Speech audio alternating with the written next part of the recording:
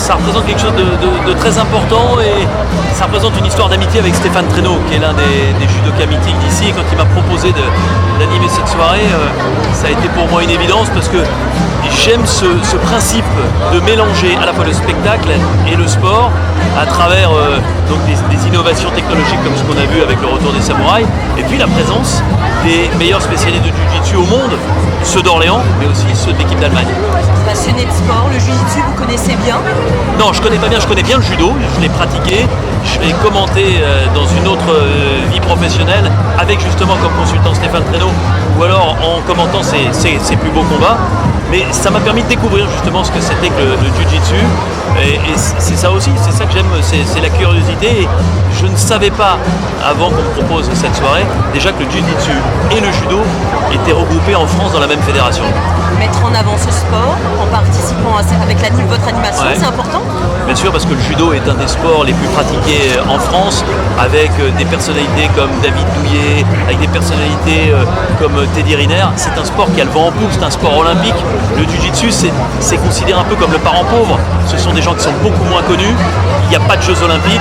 Donc forcément, pour des sports amateurs comme ceux-ci, c'est important qu'il y ait une soirée aussi exceptionnelle que celle du Palais des Sports. Je pense que les gars, à part sur les championnats du monde ou les championnats d'Europe, jamais ils peuvent montrer leur talent devant pratiquement 3000 personnes. Donc rien que pour ça, cette initiative d'Orléans est vachement bien.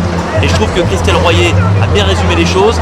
Elle est présidente de cette section judo et jiu-jitsu et elle avait envie aujourd'hui de mettre à l'honneur ceux qui sont le plus souvent dans l'ombre, à savoir les spécialistes de jiu-jitsu.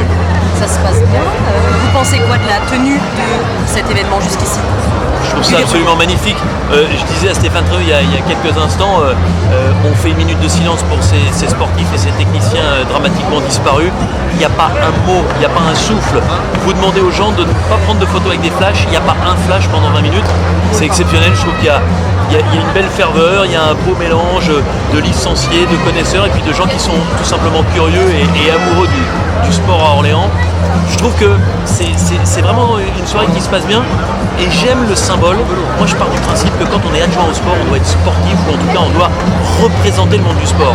Et j'ai découvert qu'à Orléans, l'adjoint au sport était champion d'Europe de karaté. J'ai découvert que le maire il était ceinture noire de karaté. Et je trouve que indépendamment des idées politiques, et je trouve qu'indépendamment des idées politiques, une municipalité qui est capable d'avancer avec des gens qui aiment le sport, qui pratiquent le sport, quel que soit leur niveau, c'est quelque chose de très positif et ça devrait donner pas mal d'idées à d'autres villes où les autorités ne sont pas forcément très enclins à pratiquer le sport.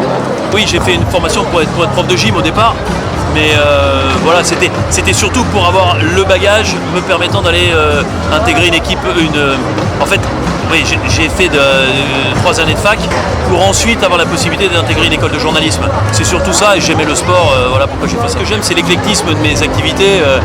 Si on me demandait de choisir entre Koh-Lanta, Automoto, les grands événements de sport, la réalisation de documentaires, j'aurais bien du mal. Ce qui est génial et ce qui est assez rare en France, c'est que je peux concilier toutes ces activités alors qu'on est dans un pays où on met des casquettes et on met des étiquettes aux gens. Et on me pose souvent la question, on me dit mais comment on peut être journaliste de sport et animateur d'un jeu comme Koh-Lanta? Moi je pars du principe que les qualités qu'on me reconnaît pour faire globalement de la télévision me permettent vraiment sans vraiment changer ma façon de faire, d'être des deux côtés. Aux États-Unis, ça pose aucun problème. En France, c'est beaucoup plus compliqué de le faire comprendre. Parce que je serai sur la Coupe du Monde de rugby. Sous quelle forme, c'est encore difficile à dire. Mais oui, TF1 a les droits de la Coupe du Monde de rugby. Et dans ce cadre-là, comme pour la Coupe du Monde de foot, comme pour les grands événements, j'aurai un rôle à jouer. Vous avez un petit pronostic? Le pronostic du cœur, ce serait que la France se rétablisse vite. Je ne suis pas très optimiste, même si je suis très chauvin de nature.